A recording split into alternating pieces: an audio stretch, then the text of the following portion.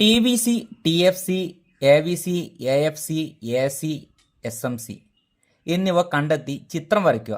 ഏതിൻ്റെ ചിത്രം വരയ്ക്കാനാണ് പറഞ്ഞത്? S A C, A V C, S M C എന്നിവിടെ ചിത്രം വരയ്ക്കാൻ കൂടിയും പറഞ്ഞിട്ടുണ്ട്. പബ്ലിക് എക്സാമിന് 8 മാർക്കിന് ഒരുവിധം ആവർത്തിച്ച് വരുന്നൊരു ക്വസ്റ്റ്യനാണ് ഈ തന്നിരിക്കുന്നത് അല്ലേ. അപ്പം കൂടുതലായിട്ട് ക്വസ്റ്റ്യൻ പേപ്പറിൽ നിങ്ങൾ കണ്ടിട്ടുണ്ടായിരിക്കും ഈ ഒരു ക്വസ്റ്റ്യനെ. അപ്പോൾ ഇത് എങ്ങനെ ചെയ്യില്ലെന്ന് നമുക്ക് പെട്ടെന്ന് മനസ്സിലാക്കാം. വളരെ സിമ്പിളായിട്ടുള്ള ഭാഗമാണ്. നിങ്ങൾ ശ്രദ്ധിച്ചു കഴിഞ്ഞാൽ പെട്ടെന്ന് തന്നെ ഇത് മനസ്സിലാക്കാൻ സാധിക്കുന്നതാണ്. ഇവിടെ ക്യൂവും ടി സിയും തന്നിട്ടുണ്ട്. T F C, T V C, A V C, A F C, A C അല്ലെങ്കിൽ എസ് എ സി എന്ന് പറയാറുണ്ട്. എസ് എം സി എന്നിവ കണക്കാക്കുകയിൽ കണ്ടെത്തുക. അപ്പോൾ ആദ്യം നമ്മൾ ഇവ ഓരോന്ന് കണ്ടെത്തേണ്ട ഇക്വേഷൻ എങ്ങനെയാണ് നമുക്ക് മനസ്സിലാക്കണം, അല്ലെങ്കിൽ പഠിക്കണം. ആദ്യം തന്നെ നമുക്ക് ടി എഫ് സി കണ്ടെത്താനുള്ള ഇക്വേഷൻ ആണ്. അത് നമ്മൾ മനസ്സിലാക്കേണ്ടത് ടി സി എന്ന് പറഞ്ഞാൽ T C equal to T F C plus T V C ആണ്. എന്ത് കണ്ടെത്താനുള്ള ഇക്വേഷൻ? ടി സി കണ്ടെത്താനുള്ള ഇക്വേഷൻ. അതായത് ടി എഫ് സിയും ടി വി സി തന്നു കഴിഞ്ഞാൽ ടി സി കണ്ടെത്താം. എന്നാൽ നമുക്കിവിടെ എന്ത് തന്നിട്ടുണ്ട്? ടി സി തന്നിട്ടുണ്ട്. എന്നാൽ ടി എഫ് സിയും ടി വി സിയും തന്നിട്ടില്ല. അങ്ങനെയാണെങ്കിൽ ടി എഫ് സി കണ്ടെത്താനുള്ള equation T F C equal to T C minus T V C. എന്നാൽ അതുപോലെ തന്നെ ടി വി സി കണ്ടെത്താനുള്ള equation T V C equal to T C minus T F C. ഇങ്ങനെയാണ് T F സിയും T V സിയും കണ്ടെത്തുക. പക്ഷെ T C നമുക്ക് തന്നിട്ടുള്ളൂ, എന്നാൽ ടി എഫ് സിയും ടി വി സിയും നമുക്ക് തന്നിട്ടില്ല. ചില ക്വസ്റ്റ്യൻ പേപ്പറിൽ ടി എഫ് സി തരാറുണ്ട്, എന്നിട്ടാണ് ടി വി സി കണ്ടെത്താൻ വേണ്ടി പറയാറുള്ളത്. എന്നാൽ നമുക്കിവിടെ ഇതെങ്ങനെയാണ് ചെയ്യുന്നത് നമുക്ക് വളരെ സിമ്പിളായിട്ട് മനസ്സിലാക്കാവുന്നതാണ്. ഇനി നമ്മൾ കണ്ടെത്തേണ്ടത് എ വി സി ആണ്. എ വി സി കണ്ടെത്താനുള്ള equation A V C equal to T V C by Q ആണ്. ടോട്ടൽ വേരിയബിൾ കോസ്റ്റിനെ ഉൽപ്പന്നത്തിന് അളവ് കൊണ്ട് ഡിവൈഡ് ചെയ്ത് കഴിഞ്ഞാൽ നമുക്ക് എന്ത് കിട്ടും? എ വി സി കിട്ടും. ഇനി എ എഫ് സി കാണാനുള്ള ഇക്വേഷനോ ടോട്ടൽ ഫിക്സ്ഡ് കോസ്റ്റിനെ T F C by Q ഉൽപ്പന്നത്തിന് അളവ് കൊണ്ട് ഡിവൈഡ് ചെയ്ത് കഴിഞ്ഞാൽ നമുക്ക് എന്ത് കിട്ടും? എ എഫ് സി കിട്ടും. ഇനി നമുക്ക് എന്താണ് കിട്ടേണ്ടത്? എസ് എ സി അല്ലെങ്കിൽ എ സി ആണ് കിട്ടേണ്ടത്. എ സി കിട്ടാനുള്ള equation T C by Q അല്ലെ. ഈ രീതിയിൽ നമുക്ക് എന്താണ് എ സി കിട്ടും. അല്ലെങ്കിൽ A C equal to A V C plus A F C. ഈ രീതിയിൽ നമുക്ക് എന്ത് കിട്ടുന്നതാണ്? എസ് എ സി അല്ലെങ്കിൽ എ സി കിട്ടുന്നതാണ്. ഇനി എം സി അഥവാ എസ് എം സി കണ്ടെത്താനുള്ള equation M C equal to delta T C by delta Q ആണ് എന്ത് കണ്ടെത്താനുള്ള ഇക്വേഷൻ? എം സി കണ്ടെത്താനുള്ള ഇക്വേഷൻ അല്ലേ. നിങ്ങൾ എം സിൻ്റെ ഇക്വേഷൻ കാണുമ്പോൾ നമുക്ക് ബുദ്ധിമുട്ടൊക്കെ തോന്നും, പക്ഷേ വളരെ സിമ്പിളായിട്ട് നമുക്ക് ചെയ്യാവുന്നതാണ്. ഞാൻ നിങ്ങൾക്ക് പെട്ടെന്ന് മനസ്സിലാക്കി തരാം. അപ്പോൾ നമ്മൾ ഓരോന്നും എങ്ങനെ ചെയ്യണം നമുക്ക് ഇക്വേഷനൊക്കെ എല്ലാവർക്കും മനസ്സിലായിട്ടുണ്ടാവും. ഇനി നമുക്കൊന്ന് ചെയ്ത് നോക്കാവുന്നതാണ്. ആദ്യം തന്നെ നമുക്ക് എന്ത് കണ്ടെത്തണം? ടി എഫ് സി കണ്ടെത്തണം. ഇവിടെ ക്യൂ അഥവാ ഉൽപ്പന്നത്തിൻ്റെ അളവ് 0 മുതൽ 6 വരെ തന്നിട്ടുണ്ട് അല്ലേ. 0, 1, 2, 3, 4, 5, 6 എന്നിങ്ങനെ തന്നിട്ടുണ്ട്. ടി സി 100, 120, 140, 150, 155, 170, 200 എന്നിങ്ങനെയും തന്നിട്ടുണ്ട്. ഇനി നമുക്ക് ടി എഫ് സി കണ്ടെത്തണം. ടി എഫ് സിൻ്റെ പ്രത്യേകത എന്ന് വെച്ച് കഴിഞ്ഞാൽ ടി എഫ് സി ഒരു സ്ഥിരസംഖ്യയാണ്. ഒരിക്കലും സംഖ്യ ഏതാണോ കിട്ടിയത് അത് തന്നെയായിരിക്കും മുഴുവനായിട്ട് കിട്ടുക. എന്നാൽ ടി വി സിൻ്റെ ഒരു പ്രത്യേകത എന്ന് പറഞ്ഞാൽ ഉൽപ്പന്നത്തിൻ്റെ അളവ് 0 ആണെങ്കിൽ ക്യൂ ഫസ്റ്റത്തെ 0 ആണ് തന്നതെങ്കിൽ ടി വി സിയും 0 ആയിരിക്കും. നിങ്ങൾ ശ്രദ്ധിക്കേണ്ട കാര്യം, അതായത് ക്യൂ ഫസ്റ്റ് 0 ആണെങ്കിൽ ഉൽപ്പന്നത്തിൻ്റെ അളവ് 0 ആണെങ്കിൽ എന്തായിരിക്കും? ടി വി സി എന്തായിരിക്കും? ടി വി സിയും 0 ആയിരിക്കും അല്ലേ. ഇനി നമ്മൾ നേരത്തെ പഠിച്ചിട്ടുണ്ട് ടി സി കണ്ടെത്താൻ വേണ്ടി എന്ത് ചെയ്താൽ മതി? ടി എഫ് സിയും ടി വി സിയും കൂടി കൂട്ടിയാലും മതി എന്ന് പറഞ്ഞേ. ടി വി സി 0 ആണ്, പക്ഷേ ടി സി നമുക്ക് 100 കിട്ടിയിട്ടുണ്ട്. അങ്ങനെയാണെങ്കിൽ ടി എഫ് സി എന്തായിരിക്കും? T F C plus T V C ആണ്. അതായത് ടി എഫ് സി എന്തായിരിക്കും? 100 ആയിരിക്കും അല്ലേ. അതായത് 100 പ്ലസ് 0 എന്ന് പറഞ്ഞാൽ 100 ആണ്. ടി എഫ് സി ഒരിക്കൽ 100 ആണെങ്കിൽ ഞാൻ നേരത്തെ പറഞ്ഞിട്ടുണ്ട് സ്ഥിരസംഖ്യയാണ്. ഒരിക്കൽ 100 കിട്ടി കഴിഞ്ഞാൽ ഉൽപ്പന്നത്തിൻ്റെ അളവ് എത്ര വർദ്ധിച്ചാലും അതേ സ്ഥിരസംഖ്യ തന്നെയായിരിക്കും അല്ലേ, 100 തന്നെയായിരിക്കും. അപ്പോൾ നമുക്ക് ടി എഫ് സി കിട്ടിക്കഴിഞ്ഞു അല്ലേ. എല്ലാവർക്കും മനസ്സിലായിട്ടുണ്ടാവും എങ്ങനെ ടി എഫ് സി കിട്ടിയെന്ന്. അതായത് ടി എഫ് സി ഒരിക്കൽ കിട്ടിയ സംഖ്യ എന്ത് തന്നെയാണോ അത് തന്നെയായിരിക്കും മുഴുവനായിട്ട് കിട്ടുക. ഉൽപ്പന്നത്തിൻ്റെ അളവ് 0 ആണെങ്കിൽ ടി വി സി ഫസ്റ്റ് 0 ആയിരിക്കും. അങ്ങനെയാണെങ്കിൽ ടി സി എന്താണോ അത് തന്നെയായിരിക്കും T F C. T F C ഒരിക്കൽ കിട്ടിയ സംഖ്യ തന്നെയായിരിക്കും പിന്നീട് തുടർച്ചയുള്ള ഭാഗങ്ങളിലൊക്കെ ഉണ്ടാവുക. ഇനി നമുക്ക് എന്താണ് കണ്ടെത്തേണ്ടത്? T V C. T V C കണ്ടെത്താൻ കേസ് നമ്മൾ നേരത്തെ പറഞ്ഞിട്ടുണ്ട്. എന്താണ്? ടി സിയിൽ നിന്ന് ടി എഫ് സി കുറച്ചാൽ മതി. 100 മൈനസ് 100 0 അല്ലേ. 120 മൈനസ് 100, 120 നിന്ന് 100 കുറച്ചാൽ നമുക്ക് എന്ത് കിട്ടും? 20. 140 നിന്ന് 100 കുറയ്ക്കുക എന്ത് കിട്ടും? 40. 150 നിന്ന് 100 കുറയ്ക്കുക എന്ത് കിട്ടും? 50. 185 മൈനസ് 100 55. 170 മൈനസ് 100 70. 200 മൈനസ് 100 എന്ത് കിട്ടും? 100. അപ്പോൾ നമുക്ക് എന്ത് കിട്ടി? ടി എഫ് സിയും കിട്ടി, ടി വി സിയും കിട്ടി. ഇനി നമുക്ക് എന്ത് കണ്ടെത്തണം? ഇനി അടുത്തത് എ ബി സി കണ്ടെത്തണം. എങ്ങനെ എ ബി സി കണ്ടെത്തുക? T V C by Q ആണ് നമ്മൾ പറഞ്ഞിട്ടുണ്ട്. അതായത് ഇവിടെ ടി വി സി കിട്ടിക്കഴിഞ്ഞാൽ ടി വി സിയെ ഉൽപ്പന്നത്തിന് അളവ് ക്യൂ കൊണ്ട് നമ്മൾ ഡിവൈഡ് ചെയ്താൽ മതി. 0/0 ഫസ്റ്റത്തെ 0. 20/1 എന്താണ് 20. 40/2 എന്ത് കിട്ടും 20. അപ്പം അങ്ങനെയാണ് കിട്ടുക. 50/3 50/3 എന്ത് കിട്ടും 16.66 16.66. 55/4 എന്ത് കിട്ടും 13.75. അടുത്തത് 70/5 70/5 5 എത്ര പ്രാവശ്യം പോകും 14 പ്രാവശ്യം പോകും. 100/6 100ൽ 6 എത്ര പ്രാവശ്യം പോകും 16.66 16.66. അപ്പോൾ നമുക്ക് എ ബി സി കിട്ടി കഴിഞ്ഞു. ഇനി എ എഫ് സി കിട്ടണം. എക്സാമിന് ചോദ്യം വരാറുണ്ട് എ എഫ് സി കർവിൻ്റെ ആകൃതി എന്താണ്. എ എഫ് സി കർവിന് റെക്റ്റാങ്കുലർ ഹൈപ്പർബോളയാണ്. എക്സാമിന് ആവർത്തി ചോദിക്കുന്ന വൺ വേർഡ് ക്വസ്റ്റ്യൻ ആണ്, ശ്രദ്ധിച്ചിരിക്കണം അല്ലേ. എ എഫ് സി വക്രത്തിൻ്റെ ആകൃതി എന്താണെന്ന് ചോദിക്കാറുണ്ട്. ഇനി എ എഫ് സി എങ്ങനെ കണ്ടെത്തുക. എ എഫ് സി ആദ്യം കൂടുതലായിരിക്കും, പിന്നീട് ഇങ്ങനെ കുറഞ്ഞ് വരികയാണ് ചെയ്യുക. ഫസ്റ്റ് ഡി എഫ് സി എന്താണ് 100 ആണ്. അപ്പം 100/0 എന്തായിരിക്കും 0 തന്നെയായിരിക്കും. കാരണം എന്താണ് നമുക്ക് T F C by Q ആണ്. അത് 100/1 എന്ത് കിട്ടും 100. ടി എഫ് സി എത്രയാണ് 100. 100/1 100. അടുത്ത 100/2 എന്ത് കിട്ടും 50. 100/2 T F C by Q ആണ് എ എഫ് സി എന്ന് പറഞ്ഞാൽ. അടുത്തതോ 100/3 100 എത്ര പ്രാവശ്യം പോകും 33.33. അടുത്തതോ 55/4 എന്ത് കിട്ടും 25.38. ഇനി അടുത്തതോ 100/5 100ൽ 5 എത്ര പ്രാവശ്യം പോകും 20. അടുത്തതോ 100/6 100ൽ 6 എത്ര പ്രാവശ്യം പോകും 16.66 16.66. ഇപ്പം നമുക്ക് എ എഫ് സി കിട്ടി. ഇനി നമ്മൾ എ സി കണ്ടെത്തണം അഥവാ എസ് എ സി കണ്ടെത്തണം. എസ് എ സി അഥവാ എ സി കണ്ടെത്താൻ ഇക്വേഷൻ നമ്മൾ എന്താ പറഞ്ഞത് ടി സി ബൈ ക്യൂ 100/0 0 120/1 120 140/2 70 180/3 50. അല്ലെങ്കിൽ എന്തും ചെയ്യാം എ ബി സിയും എ എഫ് സിയും കൂടി കൂട്ടിക്കഴിഞ്ഞാൽ നമുക്ക് എന്ത് കിട്ടും ഇവിടെ എ സി കിട്ടും 0 0 0 20 + 100 എന്ത് കിട്ടും 120. അത് തന്നെയല്ലേ 120/1 കണ്ടാലും കിട്ടുക. ഇനി അടുത്തത് 20 + 50 70. 140/2 എത്രയാണ് 70. 150/3 എന്ത് കിട്ടും നമുക്ക് 50 കിട്ടും.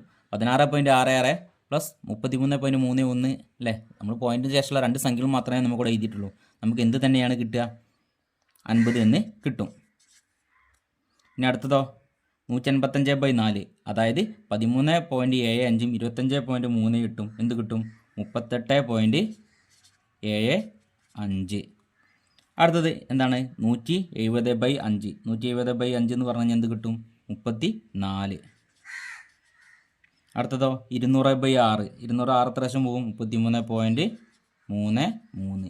അപ്പോൾ നമുക്ക് എ സിയും കിട്ടിക്കഴിഞ്ഞു. ഇനി നമുക്ക് എം സി അഥവാ എസ് എം സി കിട്ടണം. എസ് എം സി എന്ന് പറഞ്ഞു കഴിഞ്ഞാൽ നേരത്തെ പറഞ്ഞത് ടി സിയിലെ മാറ്റം, അതായത് delta T C by delta Q ആണ്. അതായത് മൊത്തം ചിലവിലെ മാറ്റത്തെ ഉൽപ്പന്നത്തിൻ്റെ അളവിലെ മാറ്റം കൊണ്ട് ഡിവൈഡ് ചെയ്ത് കഴിഞ്ഞാൽ മതി. ഫസ്റ്റ് നമുക്ക് എന്ത് കിട്ടും ഇതുപോലെ 0 കിട്ടും. ഇനി 100ൽ നിന്ന് 120ലേക്ക് എത്ര രൂപേനെ മാറ്റേണ്ടത് അല്ലെങ്കിൽ എത്ര ചിലവിനെ മാറ്റേണ്ടത് 20. അപ്പം 0 നിന്ന് 1ലേക്ക് എത്രയാണ് 1. അപ്പം 20/1 നമുക്ക് എന്ത് കിട്ടും 20. അടുത്തതോ 120 നിന്ന് 140ലേക്ക് എത്ര മാറ്റേണ്ടത് 20ൻ്റെ മാറ്റമാണ്. 140 120 മൈനസ് ചെയ്താൽ മതി 20. 1 നിന്ന് 2ലേക്ക് 1 അപ്പം 20/1 എന്ന് പറഞ്ഞു കഴിഞ്ഞാൽ 20. അല്ലെങ്കിൽ എന്ത് ചെയ്താൽ വളരെ സിമ്പിളായിട്ടുണ്ട്. ആദ്യം ഇവിടെ 0 എഴുതുക, പിന്നെ 100 നിന്ന് 20 എന്താണ് 120 നിന്ന് 100 കുറയ്ക്കുക 20 കിട്ടും. 140 നിന്ന് 20 കുറയ്ക്കുക 120 കുറയ്ക്കുക 20 കിട്ടും. 150 നിന്ന് 140 കുറയ്ക്കുക 10 കിട്ടും. 155 നിന്ന് 150 കുറയ്ക്കുക 5 കിട്ടും. 170 നിന്ന് 155 15. 200 നിന്ന് 170 30. ഇങ്ങനെയും നമുക്ക് കണ്ടെത്താവുന്നതാണ് ഏത് എസ് എം സി അഥവാ എം സി എന്ന് പറഞ്ഞാൽ. അപ്പം T F C T V C A V C A F C S A C S M C എന്നിവ എങ്ങനെ കിട്ടണമെന്ന് എല്ലാവർക്കും മനസ്സിലായിട്ടുണ്ടാവും. വളരെ സിമ്പിളായിട്ടുള്ള ഭാഗമാണ്. എക്സാമിന് ആവർത്തിച്ച് ചോദിക്കുന്ന ഒരു ചോദ്യമാണ്. ഇനി ഇതിൻ്റെ ഗ്രാഫും കൂടി എക്സാമിന് ആവർത്തിച്ച് ചോദിക്കാറുണ്ട്. ഗ്രാഫ് വരയ്ക്കാൻ വേണ്ടി നമ്മൾ എക്സ് ആക്സും വൈ ആക്സും രേഖപ്പെടുത്തി. എക്സ് ആക്സിൽ ഉൽപ്പന്നത്തിൻ്റെ അളവും വൈ ആക്സിൽ നമ്മൾ ചെലവ് അഥവാ കോസ്റ്റുമാണ് രേഖപ്പെടുത്തിയിട്ടുള്ളത്. ആദ്യം നമ്മൾ വരയ്ക്കാൻ പോകുന്നത് എസ് എ സി ആണ്. എസ് എ സി നോക്കുമ്പോൾ ആദ്യത്തെ എസ് എ സിൻ്റെ അളവ് നോക്കുക അല്ലേ. ഉൽപ്പന്നത്തിൻ്റെ അളവ് 0 ആയപ്പം എസ് എ സി എന്ത് തന്നെയാണ് 0 തന്നെയാണ്. അപ്പോൾ നമ്മളിവിടെ ഫസ്റ്റ് ഇവിടെ ആണ് രേഖപ്പെടുത്തേണ്ടത്. ഉൽപ്പന്നത്തിൻ്റെ അളവ് 1 യൂണിറ്റ് ആയപ്പം എസ് എസ് സി എത്രയാണ് 120 അല്ലേ. 1 യൂണിറ്റ് ആയപ്പം 120 നമ്മൾ ഇവിടെ രേഖപ്പെടുത്തി. ഇവിടെ വരും. ഉൽപ്പന്നത്തിൻ്റെ അളവ് 2 യൂണിറ്റ് ആയപ്പോൾ എത്രയാണ് എസ് എസ് സി 70. ഇപ്പോൾ 2 ആയപ്പം 70 കൊടുക്കുക. 3 ആയപ്പം 50. 4 ആയപ്പം 38.75 അല്ലേ. അതായത് 30-നും 40-നും ഇടയിലായിട്ട് നമുക്ക് കൊടുക്കാം. 5 ആയപ്പം 34. 6 ആയപ്പം 33.33. അപ്പോൾ നമുക്ക് എന്ത് കിട്ടി? എസ് എ സി കിട്ടി. ഇനി തന്നിരിക്കുന്ന ബിന്ദുക്കളെ ബന്ധിപ്പിച്ചുകൊണ്ട് നമുക്കൊരു കർവ് വരയ്ക്കണം. ഞാൻ ഇവയെ ബന്ധിപ്പിച്ചുകൊണ്ട് ഞങ്ങളൊരു കർവ് വരയ്ക്കുകയാണ്. അപ്പം നമുക്ക് എന്താണ് കിട്ടിയത്? എസ് എ സി കിട്ടി. ഇനി നമുക്ക് അടുത്ത് വരയ്ക്കേണ്ടത് എന്താണ്? എ ബി സി ആണ് വരയ്ക്കേണ്ടത്. എ ബി സിയും ഇതേ ഗ്രാഫിൽ തന്നെയാണ് നിങ്ങൾ വരയ്ക്കേണ്ടത്. അപ്പം എ ബി സി ഫസ്റ്റ് എന്താണ്? 0. ഉൽപ്പന്നത്തിൻ്റെ അളവ് 0 ആയപ്പം എ ബി സിയും 0 തന്നെയാണ്. അടുത്ത എ ബി സി ഉൽപ്പന്നത്തിൻ്റെ അളവ് 1 ആയപ്പം എ ബി സി എത്രയാണ്? 20. 2 ആയപ്പോഴോ 20. 3 ആയപ്പം 16.66. 4 ആയപ്പം 13.75. 5 ആയപ്പം 14. 6 ആയപ്പം 16.66. അപ്പോൾ നമ്മൾ ഇവിടെ എ ബി സിയും കിട്ടിക്കഴിഞ്ഞു. ഇനി ഇ ബി സിയും ഇതുപോലെ ബന്ധിപ്പിച്ചുകൊണ്ട് ഞാൻ ഒരു കർവ് വരയ്ക്കുകയാണ്. അപ്പോൾ നമുക്ക് എന്ത് കിട്ടി? എ ബി സിയും കിട്ടിക്കഴിഞ്ഞു. ഇനി മൂന്നാമത്തെ S M C. S M C first എന്താണ്? ഉൽപ്പന്നത്തിൻ്റെ അളവ് 0 ആയപ്പം 0 തന്നെയാണ്. 1 ആയപ്പോൾ എത്രയാണ്? 20. ഇവിടുന്ന് തന്നെയാണ് തുടങ്ങുന്നത്. 2 ആയപ്പം 20 ഇവിടെ തന്നെയാണ്. 3 ആയപ്പം 10. 4 ആയപ്പം 5. 5 ആയപ്പം 15.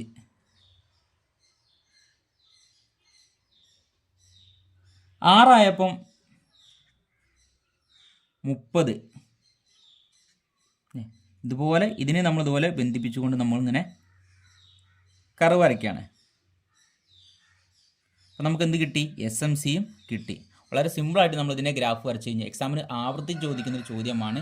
ഇതുപോലെ T V C, T F C, A V C, S A C, S M C എന്നിവ കണ്ടെത്താൻ വേണ്ടിയും ഇതിൻ്റെ ഗ്രാഫ് വരയ്ക്കാൻ വേണ്ടിയും എക്സാമിന് എന്തായാലും പബ്ലിക്കിന് ഈ ക്വസ്റ്റ്യൻ 8 മാർക്കിന് നിങ്ങൾക്ക് പ്രതീക്ഷിക്കാവുന്നതാണ്. ഹ്രസ്വ കാലയളവിൽ ഒരു സ്ഥാപനം പരമാവധി ലാഭം നേടുന്നത് എങ്ങനെയെന്ന് ഗ്രാഫിൻ്റെ സഹായത്തോടെ വിശദീകരിക്കുക. എക്സാമിന് ആവർത്തിച്ച് ചോദിക്കുന്ന ഒരു ചോദ്യമാണിത്. പലപ്പോഴും 8 മാർക്കിനാണ് ഈ ക്വസ്റ്റ്യൻ കണ്ടുവരാറുള്ളത്. ഹ്രസ്വ കാലയളവിൽ ഒരു സ്ഥാപനം പരമാവധി ലാഭം നേടുന്നത് കഴിഞ്ഞ പബ്ലിക് എക്സാമിന് 5 മാർക്കിന് വന്നിട്ടുണ്ടായിരുന്ന ക്വസ്റ്റ്യൻ ആയിരുന്നത്.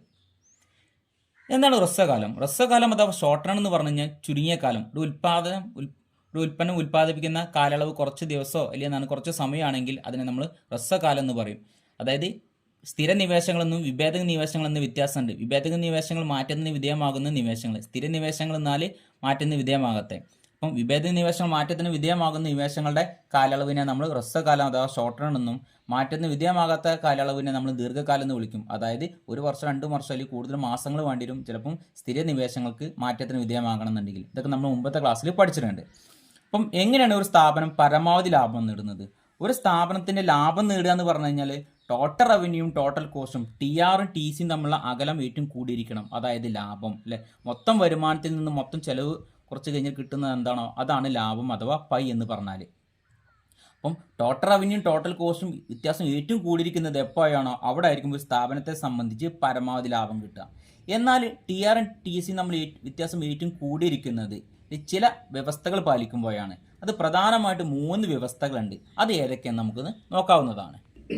ഒന്നാമത്തത് എം സിയും വിപണി വില അഥവാ പ്രൈസും തുല്യമായിരിക്കണം അല്ലെ. അതായത് മാർജിനൽ കോസ്റ്റും സീമാന്ത ചെലവും അതുപോലെ തന്നെ കമ്പോള വിലയും തുല്യമായിരിക്കണം എന്നാണ് പറഞ്ഞത്. 2 എം സി കുറയാൻ പാടില്ല, സീമാന്ത ചെലവ് കുറയാൻ പാടില്ല. അതുപോലെ തന്നെ എം സി വക്രം എം ആർ വക്രത്തെ താഴെ നിന്ന് ഗണ്ഡിക്കണം, കൂട്ടിമുട്ടണം.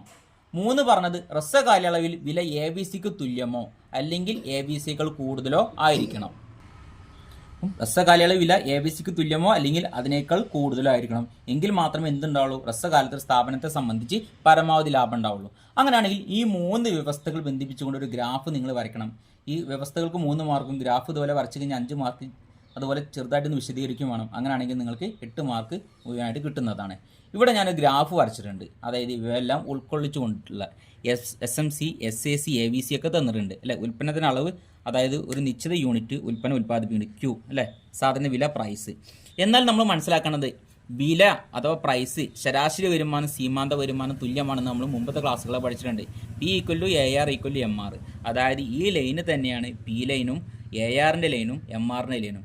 ശരാശരി വരുമാനത്തിൻ്റെയും സീമാന്ത വരുമാനത്തിൻ്റെയും വിലയുടെയും രേഖ ഒന്ന് തന്നെയാണ്.